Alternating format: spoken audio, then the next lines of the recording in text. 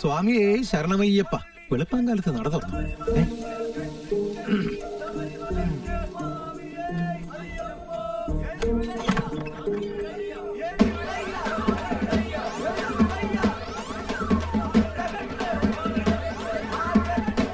ശരണമയ്യപ്പ. രാവിലെ തറവാടിലൊരു ഇരുമുടി കെട്ടിയിട്ടുണ്ട്. ശരണം വിളി കേട്ടപ്പോ ഞാൻ കരുതി ഞാനും സന്നിധാനത്ത് കിടന്ന് ഉറങ്ങിയിടും.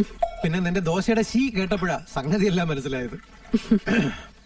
ആ കൊത്തമേശ്ശേരിയില്ലേ ഗംഗാധരൻ, അയാളാണെന്ന് തോന്നുന്നു ഇന്നത്തെ ഇരുമുടി. അല്ല, അയാളെന്തെങ്കിലും നേരത്തെ പോയി. ഓ അത് ശരി. ഇത് ആ കുറിപ്പാ. ഒരു നമ്പറിന്റെ വ്യത്യാസത്തിൽ ലോട്ടറി അടിച്ചില്ലെന്നും പറഞ്ഞ് സന്ധ്യക്ക് തുടങ്ങിയ കുടിയ. അപ്പോഴേ കുട്ടം പറയുന്ന കേട്ടു പണിയാവുന്ന്. വെളുപ്പാങ്കാലത്തെ തുടങ്ങിയതാ ശരണം വിളി.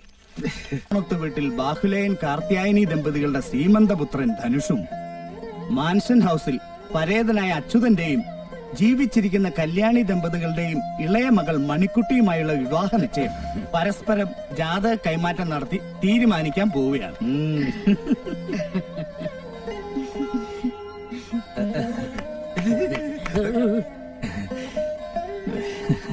ഇനി ജാതകം കൈമാറാം.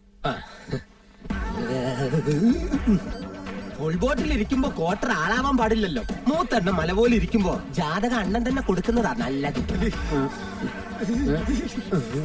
പിറയിലാണ് പ്രശ്നമെങ്കിൽ കർക്കുലിസ് വല്യം അവന് നല്ല വെളിച്ച് പഠനത്തുള്ള കുളമാകും. എന്നാ നീ കൂടെ. പിന്നെ മുത്തശ്ശനും അമ്മമാരൊക്കെ ഇരിക്കുമ്പോ ഞാൻ കൊടുക്കില്ല.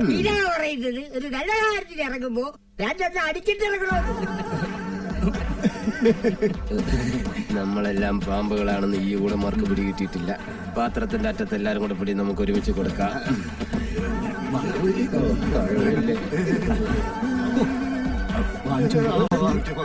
ഇനി എല്ലാവരുടെയും വിറയിലൊന്ന് മാറ്റാം. എന്താ അളിയും പിടിച്ചു കളഞ്ഞല്ലയോ? 12ാമത്തെ വയസ്സിൽ തുടങ്ങി. 9ാമത്തെ വയസ്സിൽ. ശരി. ഒരേ മരുന്നിന് പകരം അച്ഛൻ എനിക്ക് തന്നത് അതാ.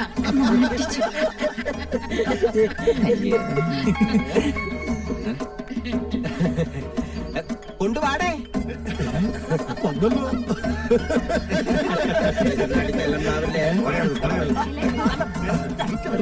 ആക്രാന്തം കാണിക്കല്ലേ.